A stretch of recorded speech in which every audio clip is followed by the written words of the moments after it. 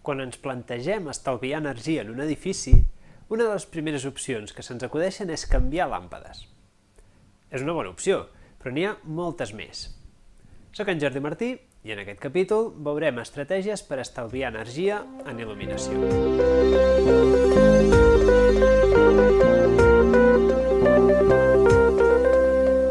L'estratègia més coneguda d'estalvi energètic és canviar làmpades per models més eficients. On hi tenim una bombeta incandescent, el canvi a una fluorescent compacta és senzill. I en determinades ocasions, uns LEDs també poden ser adequats.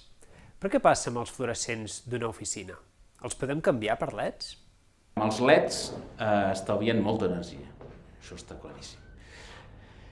Cada vegada es saben fer millor i cada vegada la llum s'acosta més no ja a la llum d'un fluorescent, que és una llum relativament verdosa i blavosa, sinó a una llum més agradable, diguem-ne, més semblant a la llum natural o més semblant a la llum que faria una bombeta.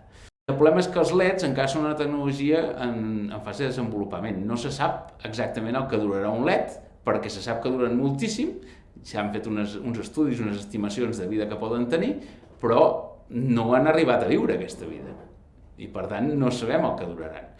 I el que fa por no és que el LED deixi de viure, que probablement duraran el que hem establert que duraran, sinó que l'electrònica que els acompanya morirà abans. El que es fa actualment és, quan es fa una instal·lació nova, es planteja la possibilitat, però no es fan canvis massius a LEDs. El govern ha incentivat el canvi massiu a làmpades de baix consum i no a LEDs, perquè les làmpades de baix consum actualment ja són una tecnologia aprovada. I encara que siguin contaminants perquè porten mercuri, però està demostrat que sí que estalviarem diners. En canvi, amb els LEDs encara no ho sabem segur. No sempre cal pensar en el canvi de làmpades com a primera opció.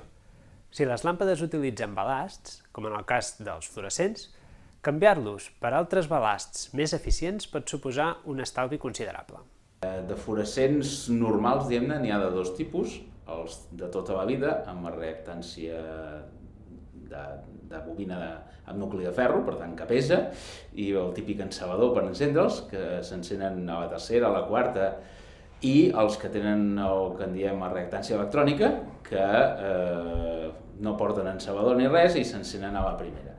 Aquests són molt més eficients que els primers que he dit perquè treballen a alta freqüència i fan treballar el vapor de dintre del tub al seu màxim d'eficiència. En canvi, els altres fan el que poden. Hi ha molta diferència en quant a eficiència dels uns als altres i també en quant a durada. Amb la reactància electrònica duren més. Posats a canviar, també podem plantejar-nos el canvi de llumaneres.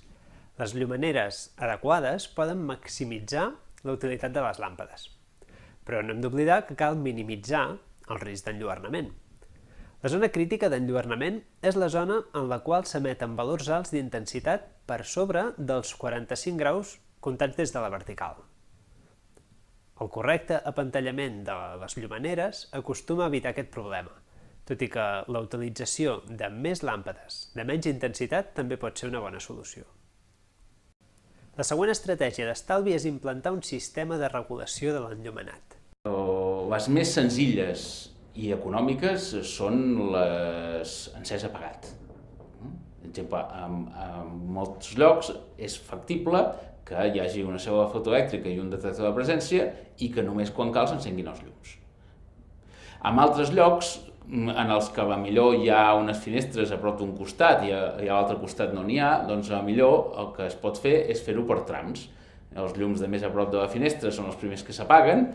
Si la il·luminació segueix augmentant, pots apagar els d'una segona distància i així anar fent. Aquests són els sistemes senzills i econòmics. I l'altra manera és fer servir dimmer.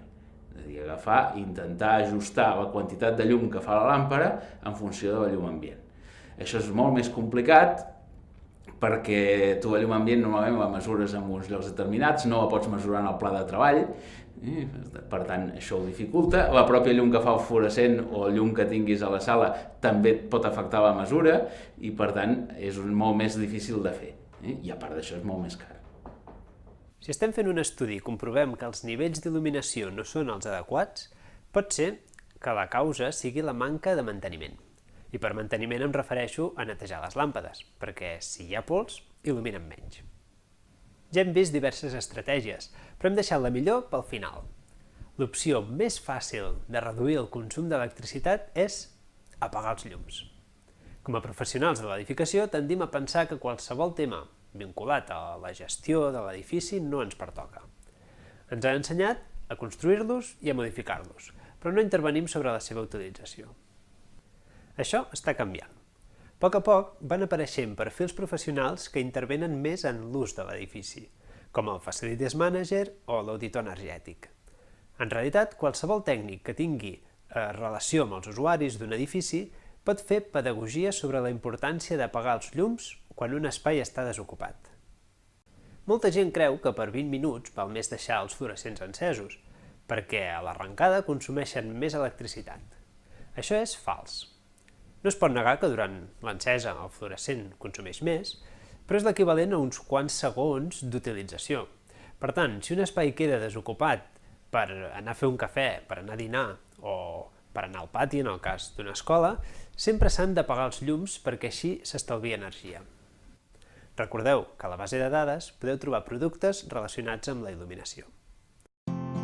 Consulta els impactes ambientals amb el sistema DAP-C.